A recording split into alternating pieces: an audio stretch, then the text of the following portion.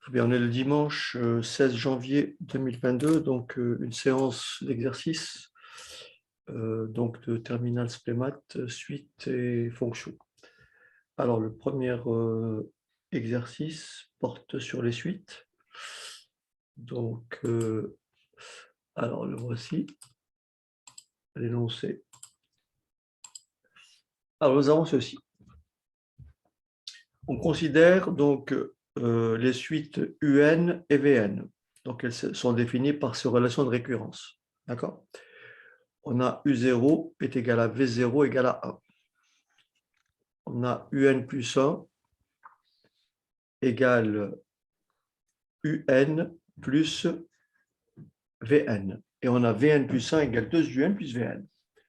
Alors, dans toute la suite de l'exercice, on admet que les suites UN, ça c'est très important, UN et Vn sont strictement positifs. C'est-à-dire que tous les termes de la suite UN et tous les termes de la suite Vn sont strictement positifs. D'accord? D'accord. Alors, on me demande de calculer U1. Alors, U1, comment je vais trouver U1? Donc, d'après toi, c'est quoi U1?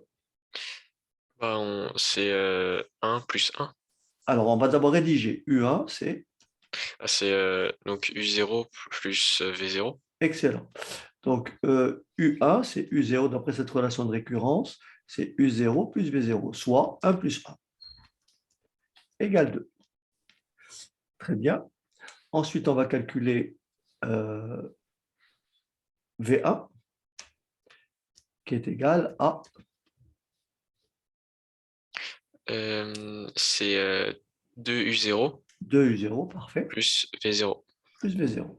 Et comme U0, c'est 1, donc ça fait 2 fois 1, plus 1, ce qui donne 3. On est d'accord? Parfait. Maintenant, démontrer que la suite Vn est strictement croissante. Démontrer que la suite Vn est strictement croissante. Alors, comment tu as fait ça? Faut montrer que Vn plus 1 est strictement supérieur à Vn. Excellent. Puisque on me demande de démontrer que Vn est strictement croissante, donc il faudrait établir que soit Vn plus 1 moins Vn est positif, donc strictement croissante, soit tout simplement que Vn plus 1 est strictement supérieur à Vn. Alors, comment je fais ça? On fait une récurrence. Ah bon, comment? Ah bah non, parce qu'on n'a pas Vn.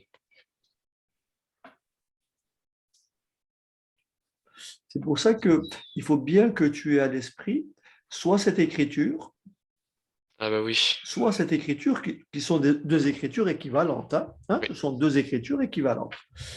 Mais dans le cas présent, il ne faut pas que tu oublies que nous avons ici Vn plus 1 qui est défini par cette relation de récurrence. Nous avons Vn plus 1 qui est égal à 2Un plus Vn. D'accord? Oui. Et on sait que la suite UN et la suite Vn sont des suites strictement positives. Oui. Ce qui veut dire que établir ça à partir de cette relation de récurrence, ce n'est pas compliqué. Donc ici, tu vois, tu as Vn plus 1, là tu as Vn. Tu peux à partir de là écrire que comme Vn plus 1 est égal à 2Un plus Vn. Je rajoute moins Vn de chaque côté, ce qui me donne Vn plus 1 moins Vn est égal à 2Un. Or, on sait que la suite UN est strictement positive. Donc, 2UN est strictement positif. D'accord. Et c'est terminé. D'accord. Et comme Vn plus 1 égale moins Vn est strictement positif, alors on en déduit que la suite Vn est une suite strictement croissante. D'accord, Est-ce que je ça vois. va? Oui. Après, on me dit en déduire que pour tout n, Vn est plus grand ou égal à 1. On me demande de déduire que pour tout n, Vn est plus grand ou égal à 1. Alors, comment je fais?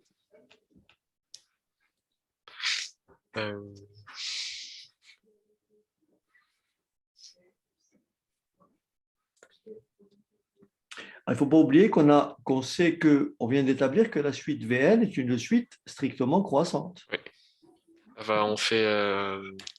On sait que V0 c'est 1. Excellent. Du coup, elle est, je sais pas comment expliquer Oui, ouais, c'est bien. son chiffre le plus bas, j'ai envie de Oui, dire, je mais le sais pas fait qu'elle comment soit dire. croissante, Elle sera toujours supérieure à 1. voilà, donc il faudrait dire, il faut dire ceci, comme la suite Vn est strictement croissante, alors, Oui, d'accord, quel que soit n appartenant à grand N, d'accord, oui, comme la suite Vn est strictement croissante, alors quel que soit n appartenant à grand N, Vn est, comment dirais-je, strictement supérieur à V0, qui lui est égal à 1. d'accord. D'accord. On peut dire même, puisqu'elle est, je peux même dire au sens, puisqu'elle est strictement croissante, donc je peux écrire que Vn est plus grand ou égal à V0. Donc que Vn est plus grand ou égal à 1. Est-ce que D'accord. ça va? Oui. D'accord? OK. Donc ça, c'est la question, ça, c'est le petit b. Maintenant, on me demande de démontrer donc par récurrence, que pour tout entier naturel petit n, on a un plus 1, d'accord? On a un plus 1. Ah, je vais effacer. Donc, on a un plus 1 est supérieur ou égal à n plus 1. Donc, il faut bien avoir à l'esprit les étapes à suivre dans le cas d'un raisonnement par récurrence. Nous avons donc ici une propriété, il faut établir la propriété Pn. Il faut vérifier que la propriété est vraie au rang, par exemple ici, n égale 0, ce qu'on appelle la phase, l'initialisation. Donc, vérifier pour n égale 0. Donc, ça, c'est l'initialisation.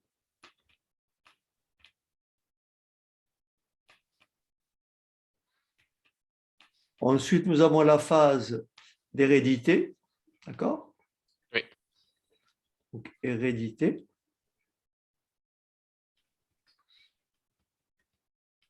Et elle dit quoi?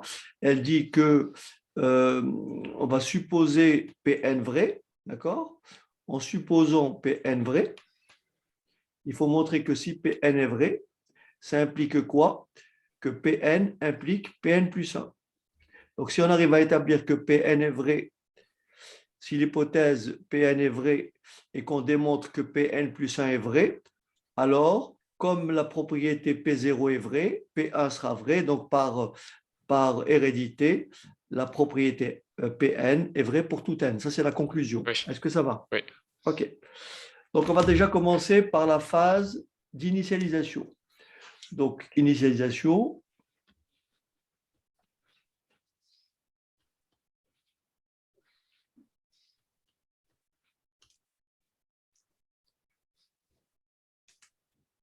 Alors, on va donc vérifier. Alors, pour n égale 0,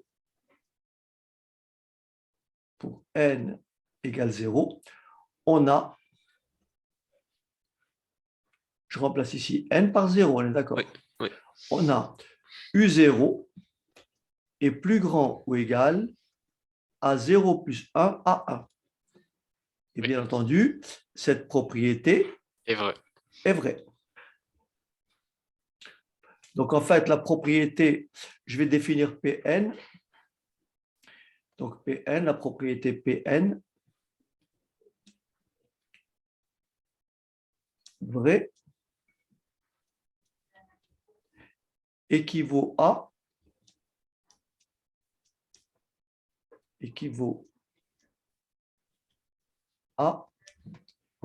UN plus grand ou égal à n plus 1. Hein? Voilà, Oui. ça c'est Pn. Donc Pn est vrai, ça équivaut à dire que UN est plus grand ou égal à n plus 1. C'est ce qu'on va essayer d'établir. Donc pour n égale 0, nous avions bien donc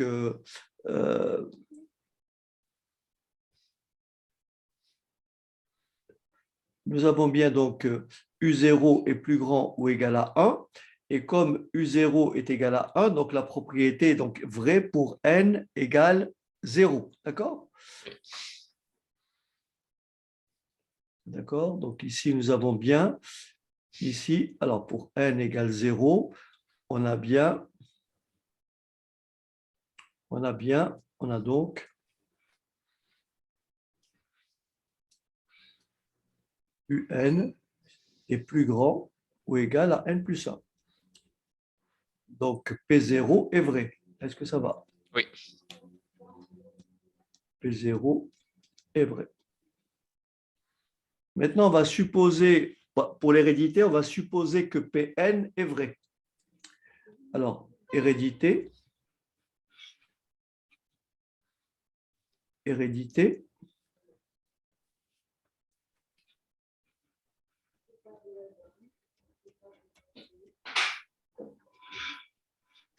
On va donc supposer que Pn vrai.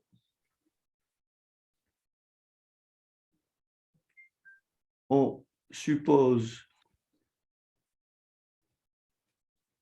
que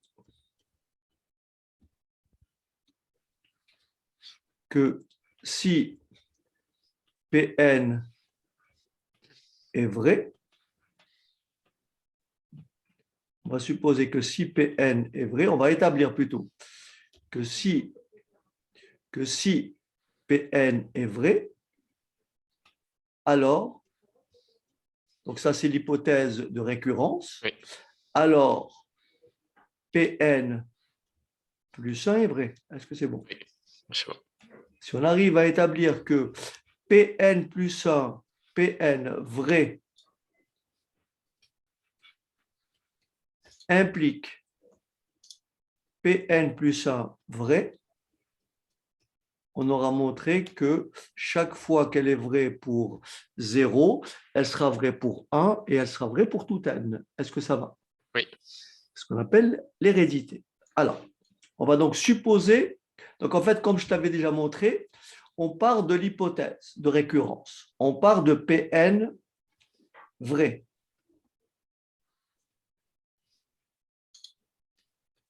Et on doit arriver ici en conclusion à Pn plus 1 vrai. D'accord? Oui. Donc en fait ici, Pn vrai, ça veut dire que Un est supérieur ou égal à combien? À n plus 1. D'accord. Oui. Et on doit arriver à montrer quoi ici? Que Un plus 1 est comment? Supérieur ou égal à combien? En partant de là, je dois arriver à quoi ici? UN? Non. Non. Si je suppose que... N plus 2? Voilà.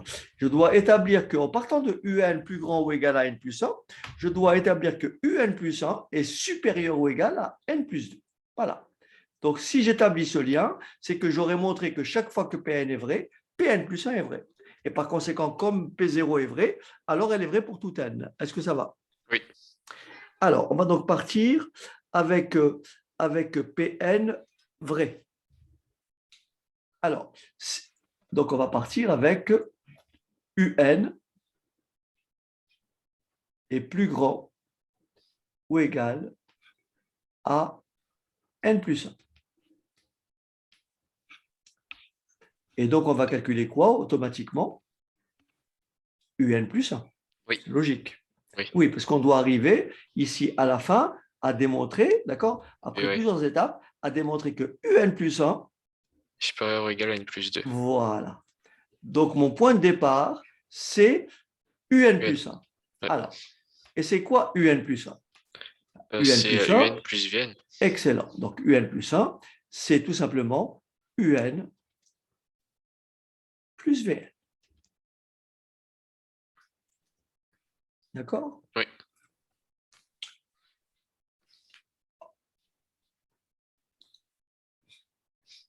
Alors, je répète, UN plus 1, c'est UN plus VN.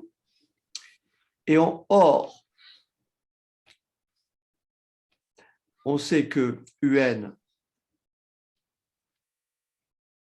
est comment supérieur ou égal à quoi? À N plus 1. Oui. C'est mon hypothèse de récurrence. Oui. Et je sais que, d'après le 1b, Ah oui. que Vn est plus grand que, d'accord? Oui. Et Vn est plus grand ou égal à 1, Ah, je peux donc effectuer une addition membre oui. à membre. On a donc UN plus Vn, tu me suis? Oui. Supérieur ou égal à N Alors, plus 2. voilà. UN plus Vn est supérieur ou égal à N plus 1 plus 1, Ça, oui. c'est-à-dire D'accord. N plus 2. Et qu'est-ce que c'est UN plus Vn? C'est C'est tout UN plus. simplement UN plus 1, d'où UN plus 1 est supérieur ou égal à N plus 2. Et ce résultat-là implique que la propriété est vraie pour N plus 1. D'accord. Donc, comme Pn est vrai et que Pn plus 1 est vrai et que P0 est vrai, alors on en déduit que la propriété Pn, d'accord? Donc la propriété, ici ça veut dire que la propriété, elle est vraie au rang N plus 1. Comme elle était vraie au rang N et qu'elle est vraie au rang N plus 1, alors elle est vraie pour tout N. Est-ce que c'est bon? Oui. Alors,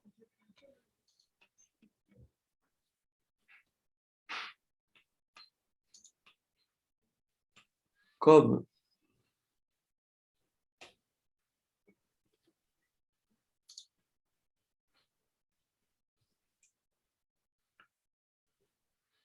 alors ici, donc on en déduit quoi? Donc, Pn plus 1 est vrai. Pn plus 1 est vrai. Alors, on a donc, qu'est-ce qu'on peut dire?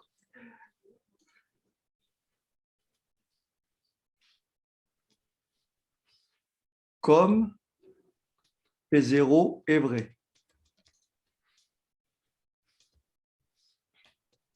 Et que si Pn est vrai et comme alors j'efface, et comme Pn vrai et comme Pn vrai implique Pn plus 1 vrai,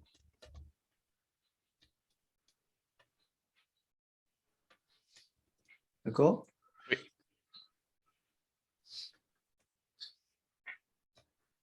J'en déduis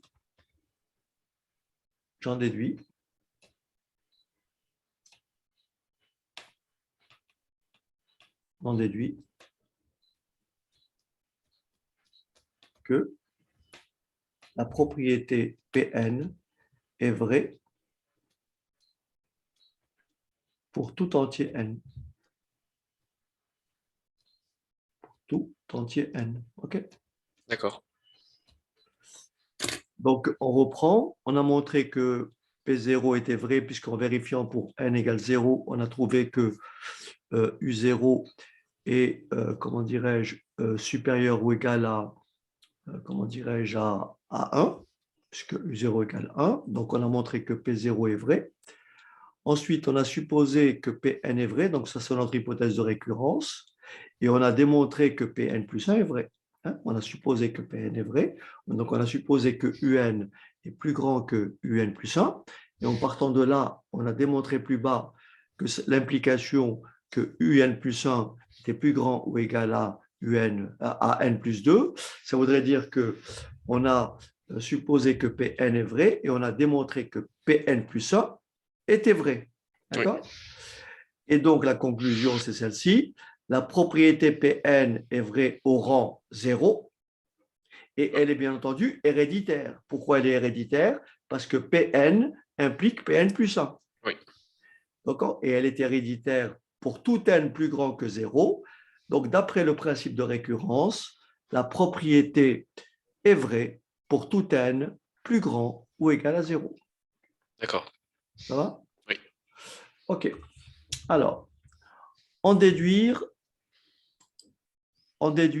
la limite de la suite UN.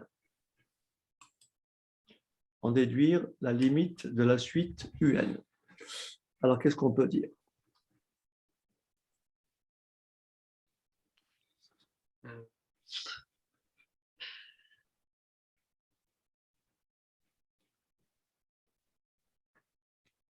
Ben, on sait que, enfin, on a démontré que UN était supérieur ou égal à n plus 1.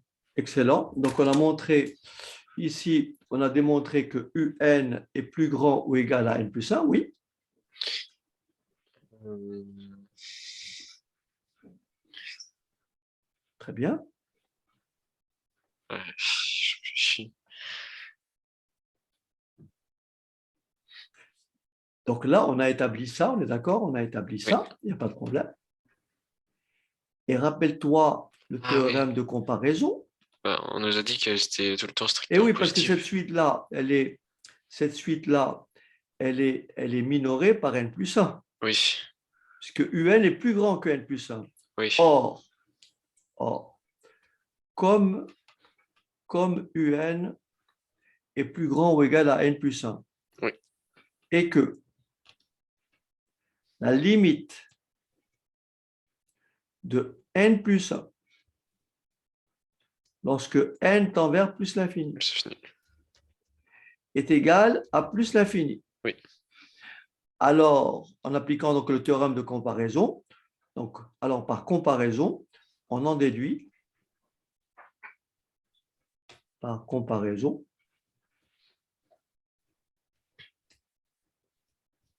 on en déduit que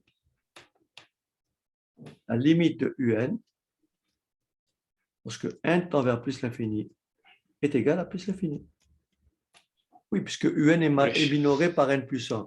Mais oui, n plus 1 tend vers plus l'infini. oui, Forcément, a fortiori, UN va tendre vers plus l'infini. d'accord, ouais. Ça va? Oui. OK.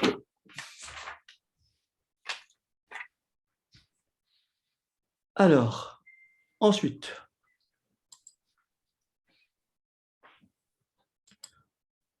on pose pour tout n, Rn égale Vn sur Un. On admet que R au carré égale 2 plus moins 1 à la puissance n plus 1 sur U au carré. Démontrer que pour tout entier naturel petit n, moins 1 exposant n plus 1 sur U au carré est compris entre ces deux valeurs. Ça, on a déjà fait plusieurs fois ce type d'exercice, en fait. On l'a fait avec le sinus, avec cosinus, en partant on avait une expression avec des suites, et bien sûr, en partant de sinus x compris, et toujours compris entre moins 1 et 1, ou le cosinus x. Tu te rappelles? Oui. Donc ici, c'est à peu près le même principe. En fait, ici, on sait que, ici notre numérateur, ici, c'est moins 1 exposant n plus 1. Tu es d'accord que moins 1 exposant n plus 1 peut être égal soit à plus 1, soit à moins 1. Oui, Tout dépend de n. Si n est impair, ça sera plus 1, puisque n plus 1 sera pair. oui, Mais si n est pair, ça sera moins 1, parce que n plus 1 sera impair. Je vois, d'accord. Ce qui veut dire concrètement, ça veut dire que moins 1, donc ça, il faut toujours y penser, moins 1 exposant n plus 1 est nécessairement compris. Entre moins 1 et 1. Voilà, tu te rappelles de ça, on avait déjà vu ça avec les limites quand on avait des sinus, etc. Oui. Et voilà, donc on part de là. Mais on sait que UN, est strictement positif. Oui. Donc UN carré est forcément strictement positif. Donc je peux diviser les membres de cette inégalité, double inégalité, par un nombre strictement positif. Oui. Oui. Et donc de là, il vient que moins 1 sur moins 1 à la puissance n plus 1 sur u au carré est compris entre moins 1 sur u au carré et 1 sur u au carré. D'accord. Ce qui établit le résultat. Oui. D'accord? Oui.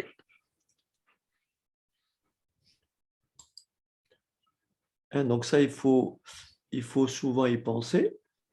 Et donc là, tout de suite, bien sûr, on voit que ceci est encadré avec deux valeurs.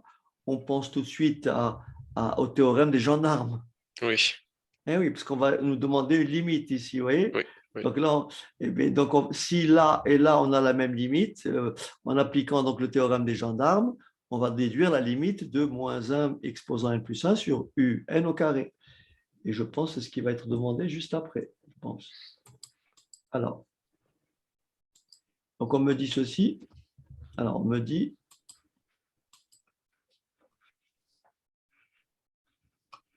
pardon, alors,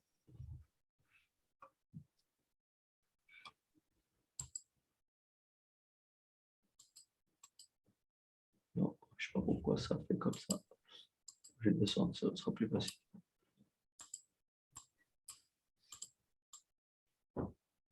Alors, on me dit, en déduire, donc j'ai donc en déduire Oui. que la limite de ça.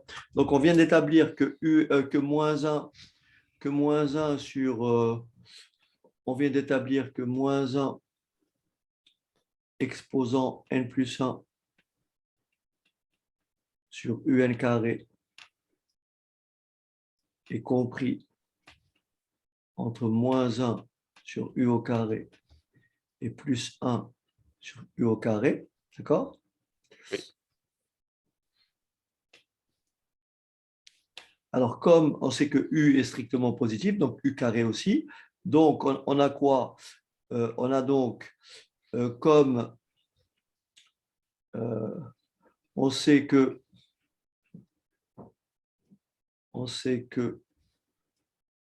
on a établi plus haut la limite de UN, tu te rappelles? Oui. On a établi plus haut la limite de UN, on sait que la limite de UN lorsque n tend vers plus l'infini, d'accord? On avait trouvé plus l'infini. Oui. Est-ce qu'on avait établi juste à titre, voilà, ici, voilà, en déduire la limite de UN, on l'avait fait ici, d'accord? Oui. Puisqu'on a dit que là, c'est plus l'infini. Par comparaison, la limite de UN en plus l'infini, c'est bien plus l'infini. On est d'accord? Oui. Ce qui veut dire que, puisque UN tend vers plus l'infini, l'inverse, la limite de 1 sur l'infini, on sait que ça fait combien? 0. 0. Donc, la limite de 1 sur U au carré, lorsque n tend vers plus l'infini, est égale à la limite de moins 1 sur U au carré, lorsque n tend vers plus l'infini, et cette limite, c'est combien? 0. 0. Donc, d'après le théorème des gendarmes, on en déduit que la limite de moins 1 sur n plus 1, exposant n plus 1 sur un au carré, d'accord? Oui. Cette limite-là, lorsque n tend vers plus l'infini, c'est tout simplement 0. D'accord.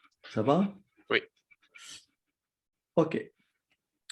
Ensuite, déterminer la limite de la suite R carré et en déduire que Rn converge vers 2. Alors, il faut bien sûr qu'on retrouve R carré. Donc, on a ici, je vais l'écrire ici. Alors, on a R carré.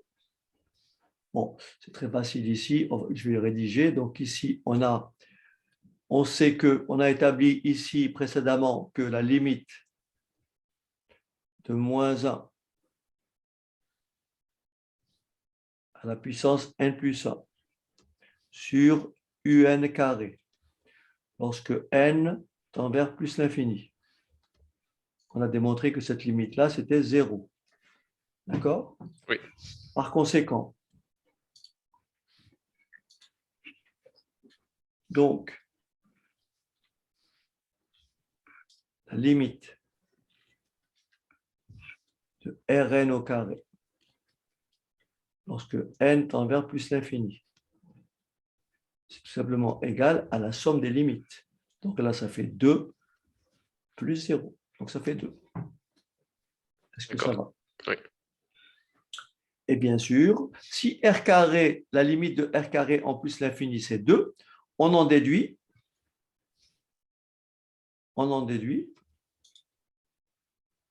d'accord? On en déduit que la suite Rn,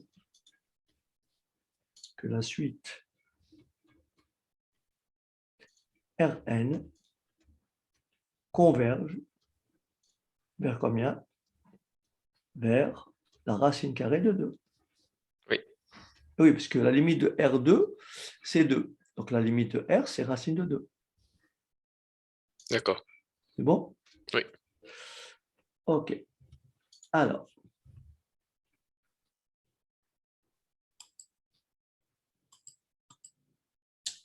donc là, on a répondu à cette question. Maintenant, on me demande de démontrer que pour tout entier naturel n, on a cette relation. Oui. Alors, bien entendu, il faut quand même avoir à l'esprit ce qu'est Rn.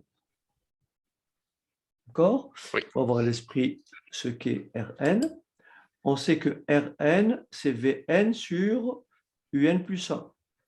Et on me demande de démontrer, non, je vais l'écrire à droite, parce que sinon, ça nous oblige à faire des va-et-vient. Donc, j'écris à droite ce qu'on me demande de démontrer. On me demande d'établir que Rn plus 1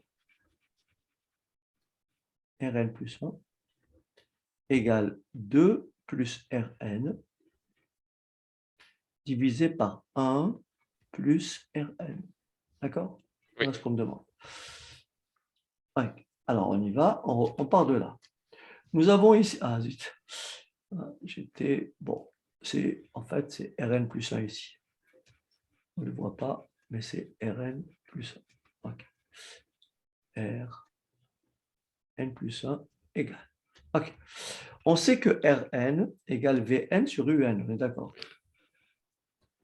Rn égale Vn sur Un. Oui. Par conséquent, Rn plus 1 est égal à quoi?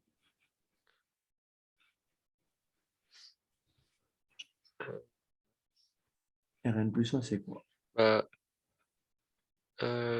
UN plus 1 sur VN plus 1 sur UN. Très bien. Donc, c'est Vn plus 1. Très bien. C'est Vn plus 1 sur Un plus 1. D'accord? Oui. Mais Un plus 1 et Vn plus 1, c'est quoi? VN plus 1, c'est 2UN plus VN. Excellent. Donc, Vn plus 1, c'est ce que j'ai ici. Oui. 2Un plus Vn. Et UN plus 1, c'est UN plus VN. Et Un plus 1, c'est Un plus Vn. Parfait. Et ce qu'on essaie de montrer, c'est qu'il faut démontrer que Rn plus 1 est égal à 2Rn plus 1 plus Rn. Donc, il faudrait que je fasse apparaître cette quantité-là ici et cette quantité-là en bas. Alors, comment je fais? Comment je fais pour transformer ça, pour faire apparaître Rn ici, comme ici, vous voyez, et puis Rn en bas, sachant que Rn, c'est Vn sur Un. Qu'est-ce que je fais? Mhm.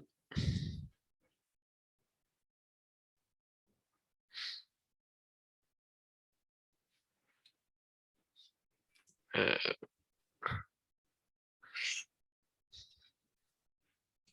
je sais pas. OK. Ici, tu remarques que Rn, c'est Vn sur Un. Oui, Et je regarde ici et je dois avoir Rn. oui, Là, j'ai le 2. oui, Et pour avoir Rn, il faut que je fasse Vn sur Un. oui. Donc, je me dis, et si je mettais Un en facteur ici, au numérateur, qu'est-ce que ça va me faire? Je vais mettre Un en facteur au numérateur. Et ça me fera quoi? Alors, c'est parti. Un facteur de combien? Euh, de UN plus Vn. Non, j'ai mis Un en facteur. Ah, de 2 plus 2, Vn. 2 plus. Vn. Ah non, j'ai mis Un en facteur.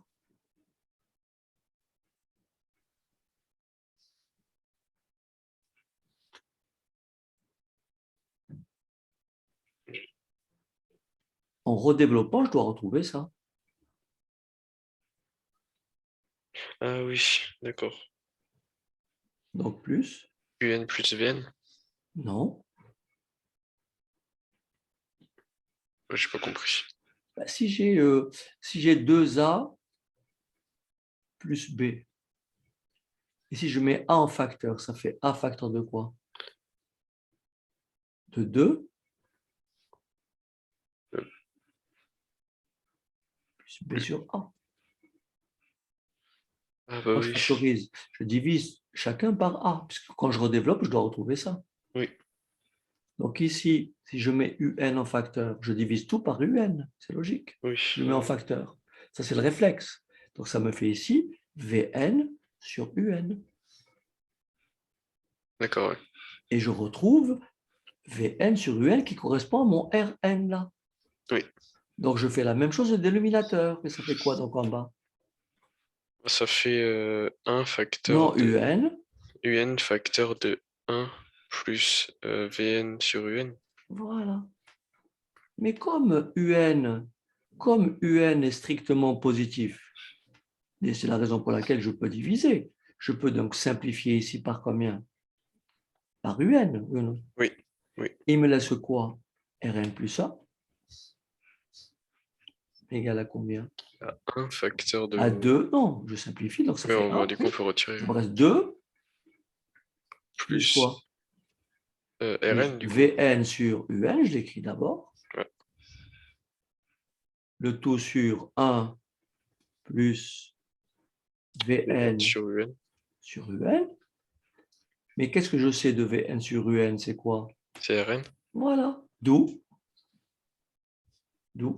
tout le résultat. Rn plus 1 est égal à 2 plus Rn sur 1 plus Rn. Je retrouve ça. D'accord? D'accord. Voici une petite gymnastique. En fait, il y a toujours le point de départ. Il faut réfléchir et dire vers où je veux aller et qu'est-ce que j'ai. Donc, c'est ça qu'il faut arriver à conjuguer, en fait. Oui, d'accord. C'est bon? Oui. OK. Alors, ensuite, on me dit, on considère le programme écrit en langage Python. Est-ce que tu maîtrises un peu les fonctions? Ça va, oui. Donc ici, qu'est-ce que fait le programme? J'ai la fonction qui définit un seuil. Oui. Donc nous avons ici n prend la valeur 0. R prend la valeur 0, 1. Donc là, nous avons l'instruction while, donc Oui. tant que, alors ici ça se traduit tant que la valeur absolue, tant que valeur absolue de R moins racine carrée de 2. Donc, la valeur absolue de R moins racine carrée de 2 est supérieure à 10 puissance moins 4. Tant que c'est plus grand que 10 puissance moins 4, on va créer ce qu'on appelle un compteur et le n va s'incrémenter. Donc, tant que R moins racine carrée de 2 plus grand,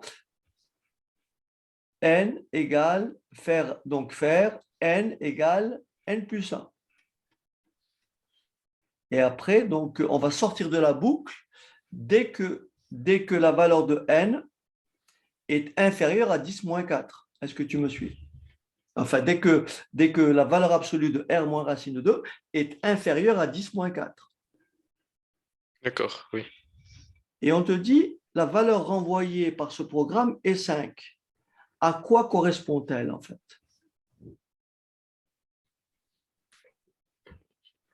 À quoi correspond cette valeur? Euh, j'ai pas compris Oui. comment en fait. Enfin, qu'est-ce que c'était 5? Je sais pas. Alors, schématiquement, alors,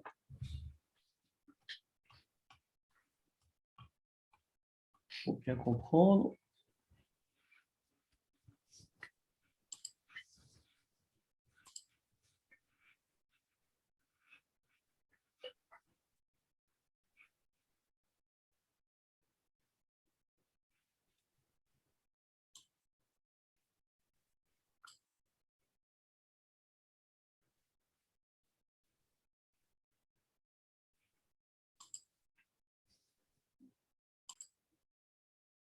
alors on va y passer. Donc, je vais créer new file, OK, et barrer ça. Et donc, on va entrer notre programme, on va définir def seuil, alors, def seuil.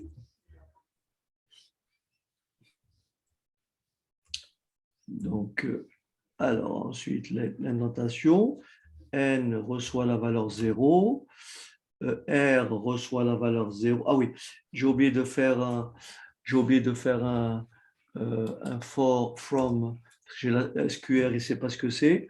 Donc, from mat import, pour importer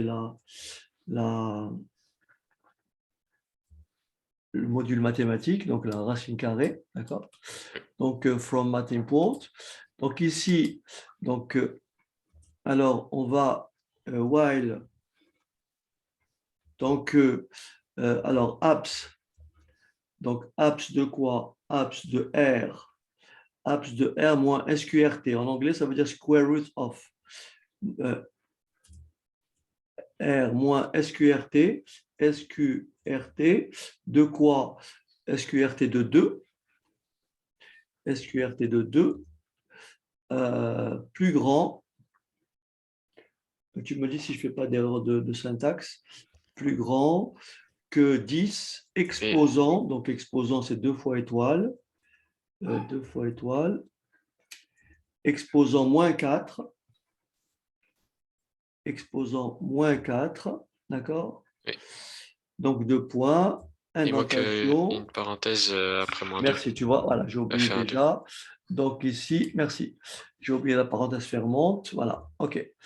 Très bien. Donc ici, ensuite, nous avons R égale donc 2R, 2 plus R,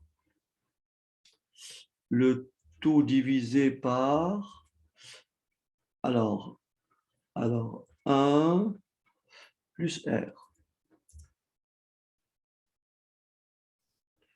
Et donc ensuite, on va incrémenter, donc le compteur va être lancé, n va être égal à n plus 1,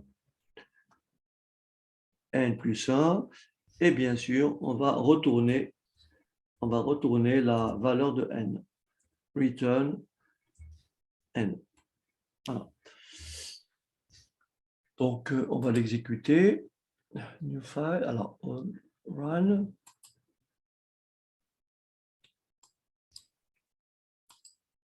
OK, donc on va calculer, on va appeler ça distance. Enregistrer. Bon, non, on va l'appeler, j'ai déjà un programme distance. Je vais l'appeler distance 1. Voilà. OK. Ah, on n'a pas besoin d'écrire. Ouais, je ne sais pas pourquoi j'ai. OK. Je vais le mettre ailleurs. Voilà, je vais le mettre là.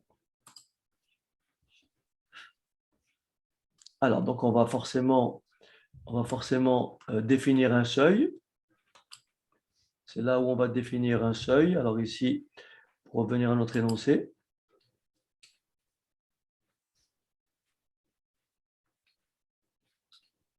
Donc ici, si tu regardes bien, on désigne. Ah, bah, alors ici, en fait,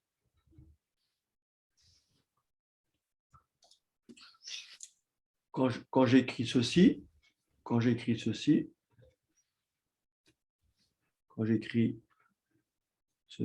R moins racine carrée de 2, d'accord? Tant que c'est plus grand que, je continue. Et en fait, je veux que ce soit plus petit que 10 puissance moins 4. Qu'est-ce que ça veut dire, valeur absolue de R moins racine carrée de 2 plus petit que 10 puissance moins 4? Ça veut dire que la distance entre Rn et racine carrée de 2, la distance entre, puisque R c'est Rn, puisque là le R, je l'ai repiqué d'ici, tu vois, Oui. le R qui est là, donc Rn, la distance entre Rn et racine carrée de 2 est inférieure à 10 puissance moins 4. C'est-à-dire que si je calcule R5, donc n égale 5, si je calcule R6, c'est-à-dire que je calcule ici 2 plus, alors je calcule R0. C'est 2 plus R0 sur 1 plus R0. Tu me suis? Oui. Et donc, on va comparer cette valeur. Ah oui, on a commencé à 1. Donc, on va calculer R2. Donc, ça fait R2, R1 plus 1 plus R1. Et on va comparer cette valeur à cette valeur-là. Et on va essayer, est-ce que c'est plus petit?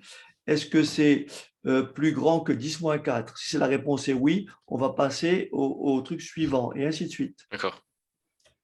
Donc ici, en revanche, il faut que je fixe un seuil. Oui, donc en fait, mon return, c'est vrai que je l'ai indenté, donc il doit être ici parce que la boucle, donc comme on a dit ici, donc ça calcule quoi? Donc tu as compris ce que ça fait? On veut déterminer que la distance donc, on veut que la distance entre Rn, on veut que la distance entre Rn et racine carrée que la distance entre Rn et racine carrée de 2, donc la distance entre Rn et racine carrée de 2, puisque valeur absolue de R moins racine carrée de 2, c'est une distance. Tu me suis ou pas? Oui. Là, j'ai 0, là, j'ai soit plus racine de 2, soit moins racine de 2. Donc, c'est bien, ça s'écrit bien comme ça. D'accord? Et là, c'est R. D'accord? Cette distance, elle est soit comme ça, soit comme ça. Donc, c'est la distance à racine carrée de 2 qui doit être inférieure à combien? Qui doit être inférieure à combien? À 10 puissance moins 4. Donc, tant que cette distance-là est supérieure à 10 puissance moins 4, rentrer dans la boucle. Donc, on va calculer Rn. On va calculer R1, R2, R3.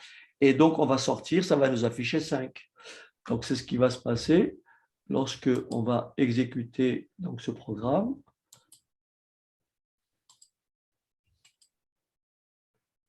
Et donc, effectivement, on va taper seuil.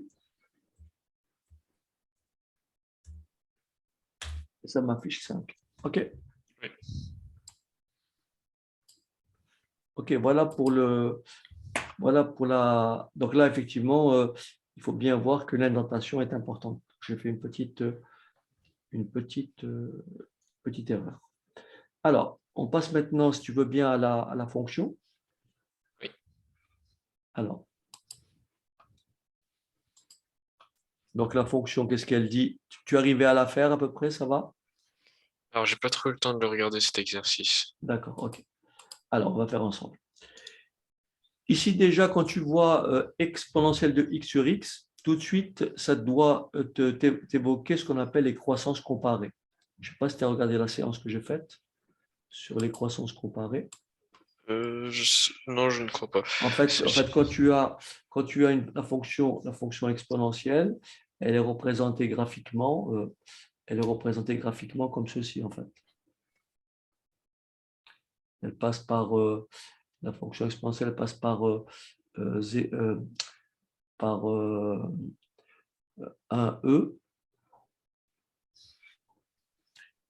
par 0, alors 0, 0, 1,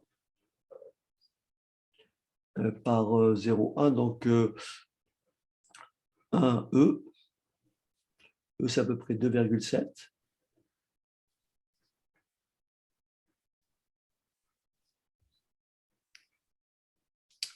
Et lorsque x tend vers moins l'infini, exponentielle de x tend vers 0. Donc ça, c'est la fonction exponentielle. Elle est représentée comme ceci. D'accord? Oui. Et si on trace la première bisectrice, y égale x, on voit très bien que la croissance en plus l'infini, exponentielle de x, est beaucoup plus grand que x. Donc la limite de e de x sur x, c'est ce qu'on appelle en termes de croissance comparée. Donc tout ça, j'ai fait une vidéo là-dessus qui s'appelle croissance comparée. Et j'ai démontré un peu toutes les propriétés. Et donc là, le numérateur, on voit qu'il croît plus vite que le dénominateur. Donc le rapport tendra vers plus l'infini. D'accord. Hein? OK. Oui. Ici, plus on va vers l'infini, plus ça augmente en fait. Okay. Oui. Voilà. OK. Alors, question numéro 1.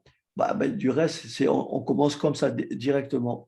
Préciser la limite de f en plus l'infini. Donc là, donc ça, c'est d'après le cours, hein, d'après le théorème des croissances comparées, d'accord? La limite de exponentielle de x sur x, lorsque x tend vers plus l'infini, est tout simplement égal à plus l'infini. Est-ce que ça va? Oui. Parce que e de x, exponentielle de x, croît plus vite que x. D'accord. Donc ça, c'est du cours. Il n'y a pas à le montrer. Oui. Pour la démonstration, je te renvoie la séquence si tu as un peu de temps. D'accord. Oui. Alors, justifier que l'axe des ordonnées est asymptote à la courbe. D'accord? Oui. Donc, justifier que l'axe des ordonnées est asymptote à la courbe. L'axe des ordonnées, d'accord? L'axe des ordonnées, c'est la droite d'équation x égale 0. D'accord? Oui. Donc, qu'est-ce qu'on va chercher? On va, pour avoir une asymptote pour que la droite d'équation x égale a soit asymptote à la courbe CF, il suffit de montrer que la limite, si la limite de f de x, lorsque x tend vers a, par exemple, x tend vers a par valeur supérieure, si la limite de f de x lorsque x tend vers a par valeur supérieure est égale à plus l'infini ou à moins l'infini, on dit que la droite d'équation x égale a est une asymptote verticale à la courbe. D'accord. C'est-à-dire l'asymptote verticale, c'est une droite parallèle à l'axe des ordonnées. Mais si on démontre que la limite, si j'écris la limite de f de x, lorsque x tend vers 0, et que j'écrive ici l'infini, eh bien, x égale 0, c'est l'axe des ordonnées. L'axe des ordonnées est asymptote à la courbe. D'accord. Tu me suis? C'est-à-dire que ta courbe, elle arrive soit comme ça, soit comme ça, soit comme ça, soit comme ça. Donc là, ça dépend si si x tend vers 0 par valeur positive, si x tend par 0 vers valeur négative, si là c'est plus moins l'infini, si là c'est plus l'infini. D'accord? Voilà les 4 cas en fait. Oui. Donc si je mets 0 plus, ça fait plus l'infini. Je mets 0 moins, là ça fait plus l'infini. Là je mets 0 moins et là je mets moins l'infini. 0 moins, moins l'infini, cette branche-là. D'accord.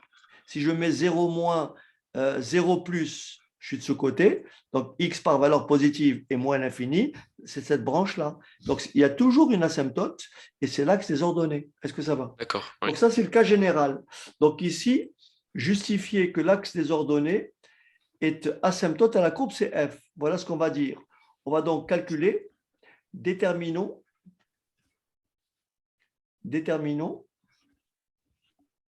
la limite de f. Déterminons la limite de petit f en 0.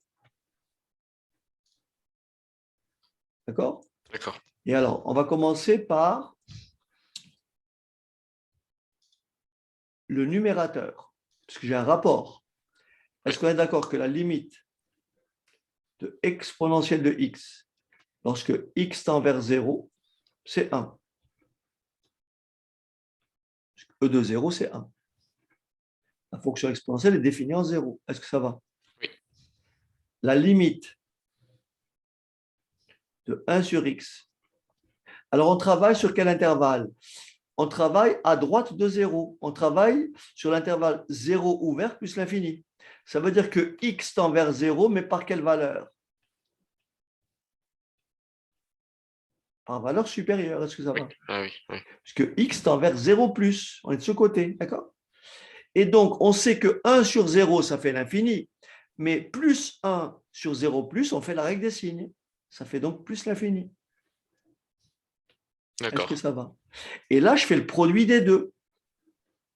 D'accord? Oui. Et ça implique, on en déduit quoi? Que la limite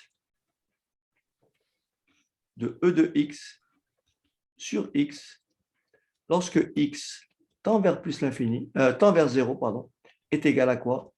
À plus l'infini. Par conséquent, l'axe des ordonnées, c'est-à-dire la droite d'équation x égale 0, est bien asymptote à la courbe. D'accord. Ça va? Oui. OK. Maintenant, on me demande de démontrer que la dérivée de f s'écrit comme ça. Alors, f se présente sous quelle forme? F est de la forme u sur v. D'accord? Oui. Alors, on va dire posons u de x égale exponentielle de x, v de x égale à x. On va calculer u' de x. La dérivée de e de x est e de x. Et la dérivée de v de x, c'est 1. Donc f est de quelle forme u sur v? Ce qui implique que f' est égal à quoi? À u'v moins v'u sur v au carré. D'accord? Oui. On a donc f' de x égale, et je remplace u'v, donc ça fait x e de x, moins v'u moins e de x, le tout sur v au carré, le tout sur x au carré. Là, je veux arriver à ça. Je vois que je peux mettre e de x en facteur, n'est-ce pas? Oui. D'où le résultat. f' de x égale x facteur de exponentielle. Ah, pardon. C'est e de x que je dois mettre en facteur. Donc, exponentielle de x, facteur de quoi? De x moins 1. D'accord. Et on arrive à cette réponse. Et une fois qu'on a trouvé la dérivée, on me demande d'étudier le sens de variation de la dérivée. Donc là, j'ai un quotient. il suffit d'étudier le signe du numérateur et du dénominateur. Mais on travaille sur l'intervalle 0 plus l'infini. Donc, ça ne sert à rien de faire un tableau de signes. Parce que qu'est-ce que je vais dire? Je sais que quel que soit x, exponentielle de x est toujours comment? Strictement positif. Oui. Mais comme je travaille sur l'intervalle 0 ouvert plus l'infini, x au carré est strictement positif. Oui. Donc, f' de x aura le même signe que x moins 1. Oui. Hein, puisque là, c'est plus, il ne me reste plus que celui-là. Donc, je vais rédiger dans ce sens. Et je vais donc rédiger comme ceci. On va dire sur l'intervalle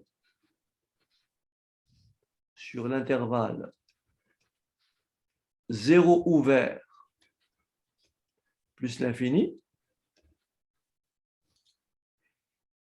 exponentielle de x est strictement positif et x au carré est strictement positif. Alors on va rajouter, comme sur l'intervalle 0 plus l'infini, e de x est positif et x carré est positif, alors f' de x est du signe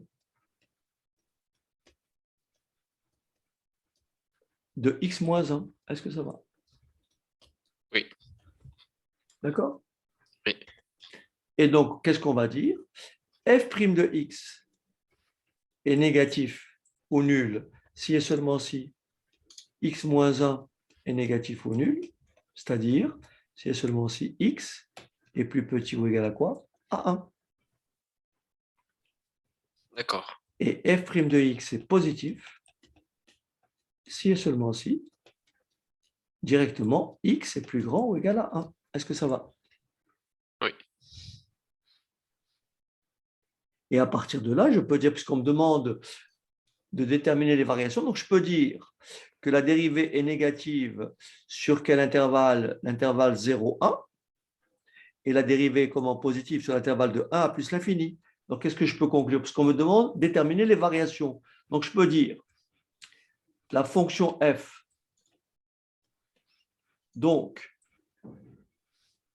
la fonction f est strictement décroissante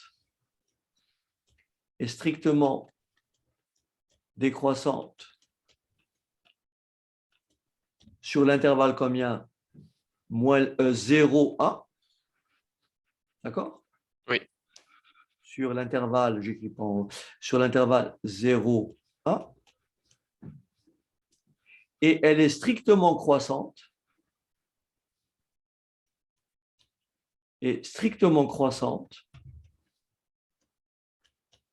Sur l'intervalle 1 plus l'infini. D'accord? D'accord. Et après, il en résulte le tableau de variation suivant, puisqu'on me demande le tableau. Là, j'ai déterminé les variations. J'ai dit sur quel intervalle elle était croissante et sur quel intervalle elle était décroissante. Et à partir de là, je vais déduire le tableau de variation. D'accord? D'accord. Et donc, je vais dire, il en résulte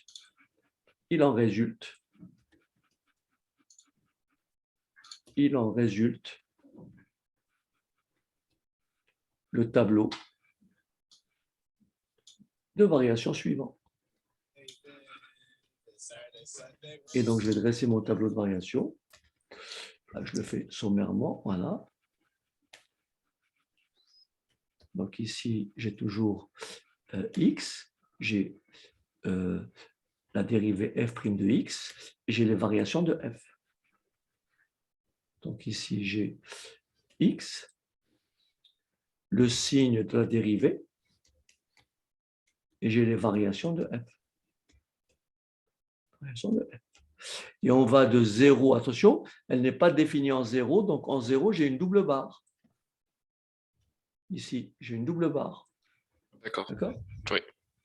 OK, en 0, j'ai une double barre.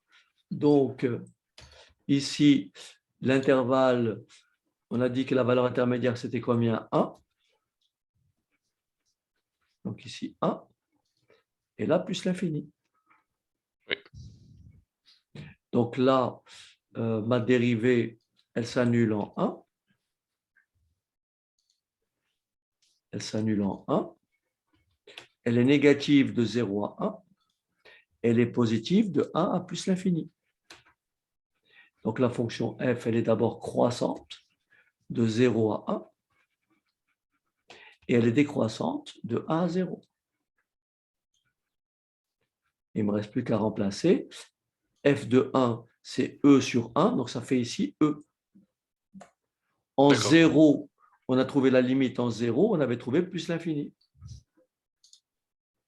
D'accord.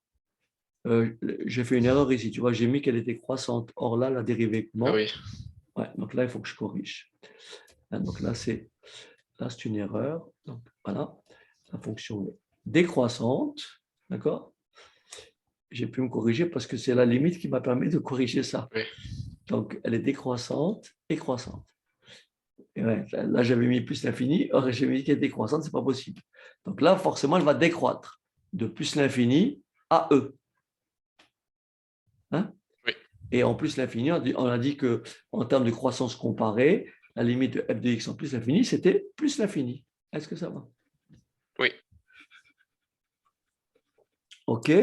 Maintenant, il me reste à répondre à la question suivante. Soit petit m un nombre réel, précisé en fonction des valeurs du nombre m, le nombre de solutions de l'équation f de x égale m. Tu me suis? Oui. Est-ce que tu es d'accord avec moi que f admet un minimum égal à e? Oui. D'accord. Ça veut dire que si m est inférieur à e, d'accord, si m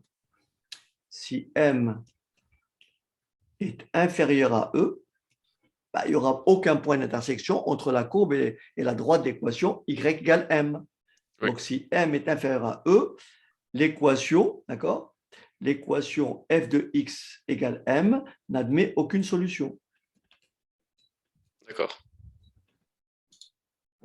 En fait, pour bien expliquer ce que c'est, lorsqu'on a une courbe, pour que tu comprennes, hein, je n'ai pas représenté cette fonction, mais je vais faire schématiquement quelque chose qui peut ressembler. D'accord. Admettons que la courbe soit comme ceci.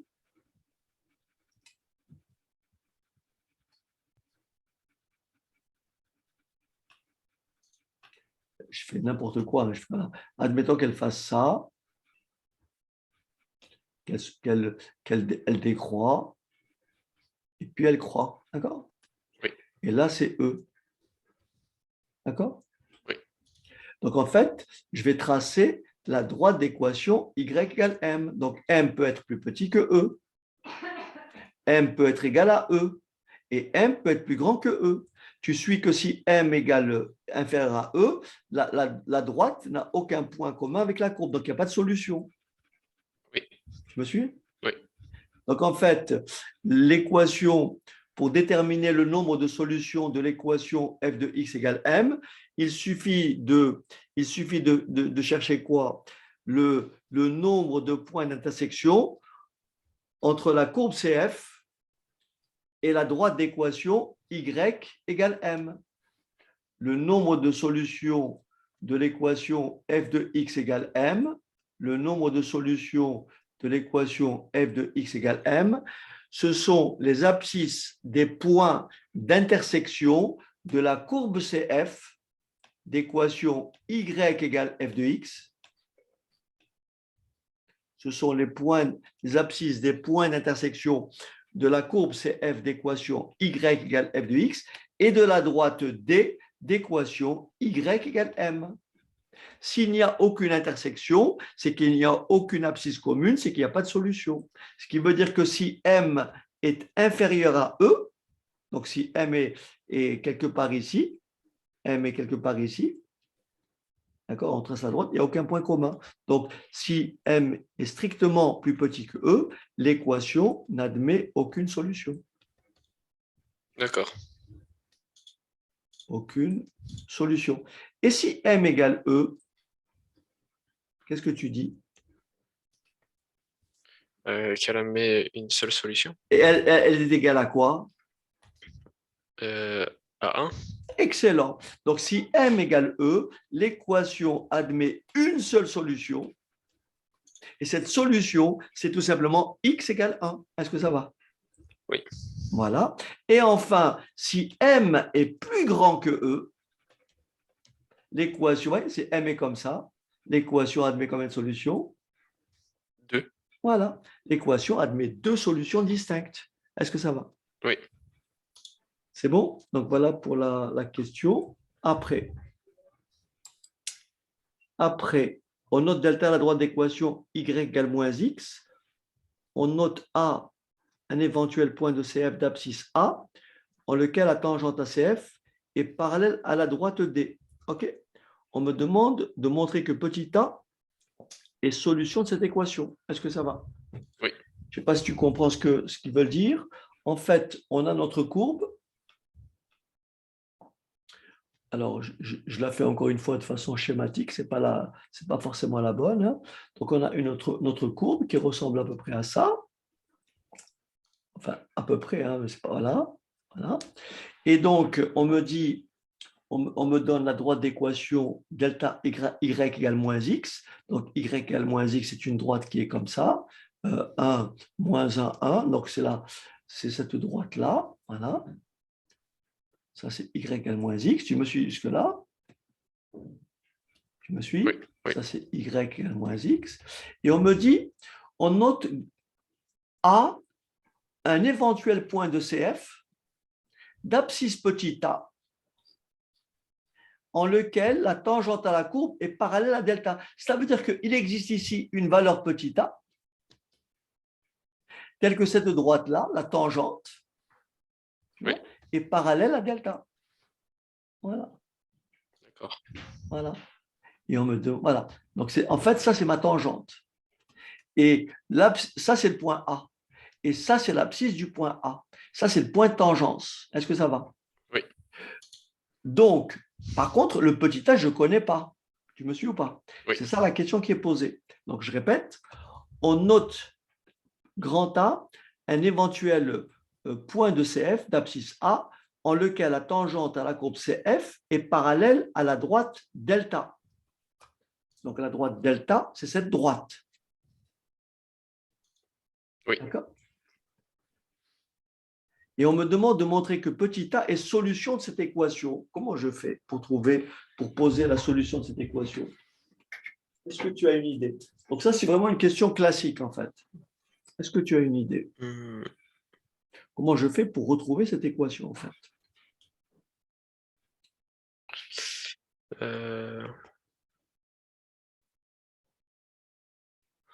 On écrit déjà l'équation de la tangente. Vas-y, alors, continue après. Et on... Tu vas écrire l'équation de la tangente, ça te fera du y, etc. Oui. N'oublie pas que il faut que tu t'arranges à retrouver ça.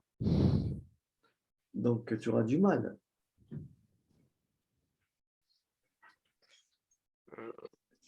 Oui, parce que tu ne connais pas l'abscisse du point de tangence. Donc, tu ne peux pas trouver l'équation de la droite de tangente. Tu ne peux pas trouver l'équation de la tangente. Par contre, il y a un point très important que peut-être tu n'as pas remarqué. C'est pour ça que j'ai fait la figure. Quelle est la particularité de la droite delta et la droite T? Elles sont parallèles. Et donc, qu'est-ce qu'elles ont? Elles ont... Deux droites parallèles, qu'est-ce qui les caractérise?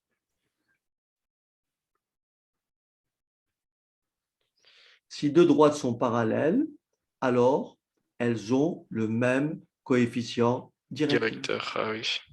Ça veut dire que ma tangente T à la courbe au point d'abscisse A, son coefficient directeur sera égal à combien? À moins 1.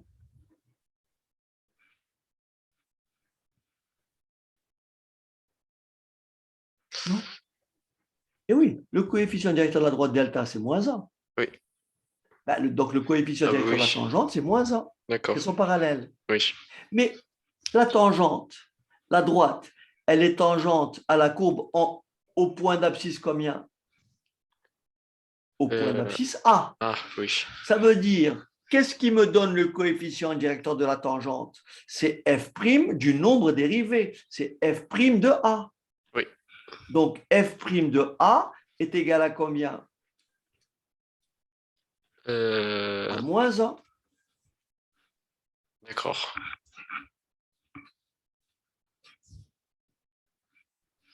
Ça, c'est le. Tu me suis ou pas? Là, je comprends pas trop D'accord. pourquoi moins 1. Parce que moins 1, c'est le coefficient directeur de la droite qui est parallèle à la tangente. Tu viens de me dire que ces deux droites ont le même coefficient directeur. Oui, Ça veut dire que la tangente T a pour coefficient directeur moins 1. Et comment on calcule le coefficient directeur? C'est le nombre dérivé. d'accord. Quand tu cherches l'équation de la tangente, tu fais y égale f' de A facteur de x moins A plus f de A. Et ça, c'est le coefficient directeur Oui, qui est égal à moins 1, puisque cette droite, elles sont parallèles. oui,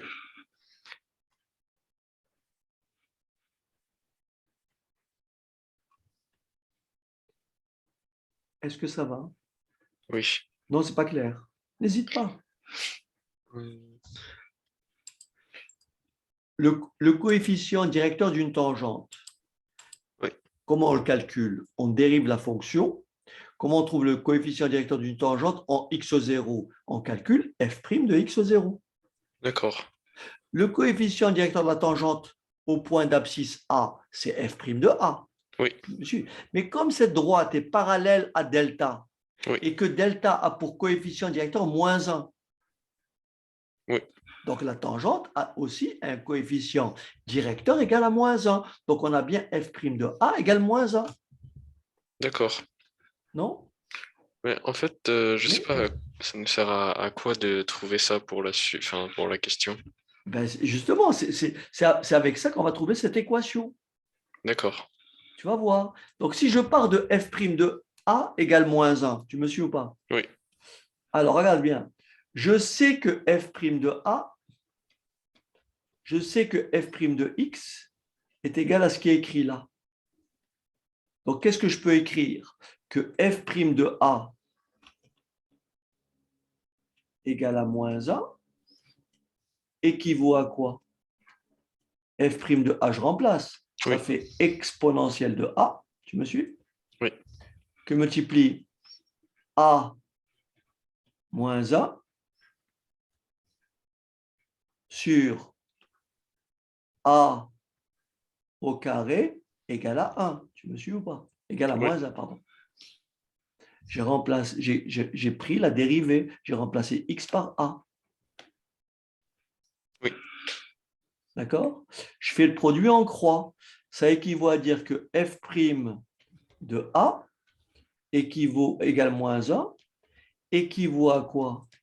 A, alors je vais effacer tout ça ici, équivaut à quoi? A exponentielle de A facteur de A moins 1 égale moins A au carré. d'accord. Tu me suis ou pas? Oui, Donc, montrer que, donc, on en déduit quoi? Si je reprends tout ça, je passe le moins A de l'autre côté, ça équivaut à quoi? À exponentielle de A facteur de A moins 1 plus A au carré, d'accord? oui, Égale 0, d'accord? d'accord. On en déduit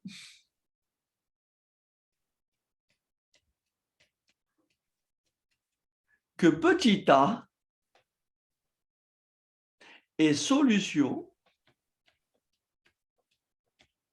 de l'équation laquelle, à la place de h, je mets x, exponentielle de x, facteur de x X moins moins 1 1. plus x au carré égale 0. Voilà, je retrouve ça. D'accord. Ah oui. Tu me suis? Oui, Donc, le petit a, c'est tout simplement la solution de cette équation. d'accord. Oui.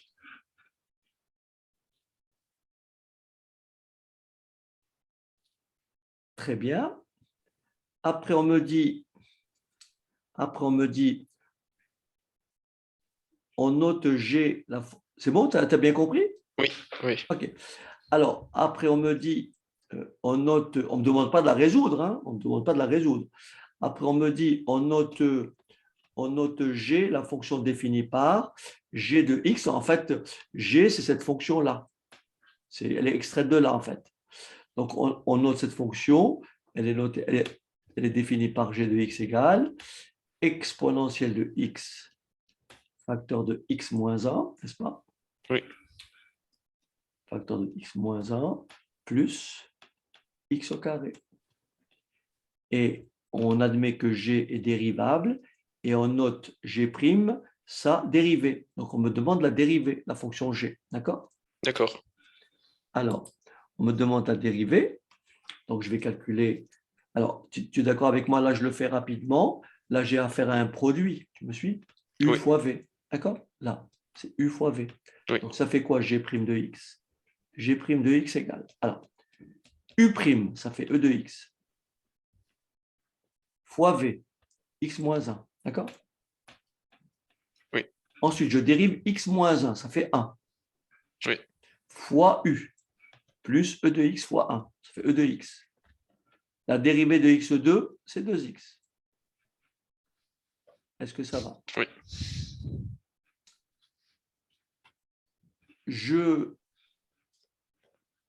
Je développe et je simplifie. Ça me fait. Ou alors je peux factoriser, mais allez, on va développer. Donc ça fait X, E de X, Oui. moins exponentielle de X, plus exponentielle de X, Plus 2x. plus 2X, moins exponentielle de X plus exponentielle de X, ça fait 0. Oui, Donc ça fait G' de X égale à X exponentielle de X plus 2X. Est-ce que ça va? oui, Alors, on n'oublie pas qu'on travaille sur quel intervalle? 0 ouvert plus l'infini. oui. C'est ce qu'on me dit. Voilà. On travaille sur l'intervalle 0 ouvert, 0 fermé même cette fois-ci, 0 fermé plus l'infini. Calculer pour tout nombre réel de l'intervalle 0 plus l'infini. Donc, qu'est-ce qu'on sait? On sait que, quel que soit x, d'accord? Quel que soit x, ou pour tout x appartenant à l'intervalle 0 plus l'infini, exponentielle de x exponentielle de x est strictement positif et 2x est plus grand, est plus grand ou égal à 0 et 2x est plus grand ou égal à 0 pour tout x appartenant à l'intervalle 0 plus l'infini. Il vient que donc G' de x est plus grand ou égal à 0, n'est-ce pas? Oui, Donc G' de x est plus grand ou égal à 0 pour tout x appartenant à l'intervalle, d'accord? 0 plus l'infini. Est-ce que ça va? oui. Par conséquent, d'où la fonction g est une fonction qui est comment? Strictement croissante. Croissante. Ouais. Donc la fonction g est croissante. Et maintenant, il faut dresser son tableau de variation et bien sûr compléter avec le calcul des dérivées. OK? Oui, Alors, ici, ce n'est pas compliqué. En 0, alors, je peux effacer? oui, Alors, donc, on voit très bien que G de 0, donc G de 0, ça fait 0, là, ça fait 0, là, ça fait 1, donc ça fait moins 1. G de 0 égale moins 1, tu me suis ou pas? oui, Lorsque x tend vers plus l'infini, là, la limite de E de x, lorsque x tend vers plus l'infini, c'est plus l'infini. La limite de x moins 1, lorsque x tend vers plus l'infini, c'est aussi plus l'infini. Lorsqu'on fait le produit de deux limites, lorsqu'on fait le produit de l'infini par l'infini, ça fait l'infini, avec la règle des signes. Ce qui implique Oui. quoi? Que la limite du produit, la limite de ça fois ça fait quoi? Plus l'infini. D'accord? Oui. Donc Oui. la limite de exponentielle de x fois x moins 1, lorsque x tend vers plus l'infini, cette limite-là, c'est plus l'infini. Oui. On sait que ce terme-là tend vers plus l'infini et la limite de x carré lorsque x tend vers plus l'infini, c'est plus l'infini. Donc, plus l'infini, ça fait plus l'infini. D'où, tu me suis? Oui. D'où la limite de g, la limite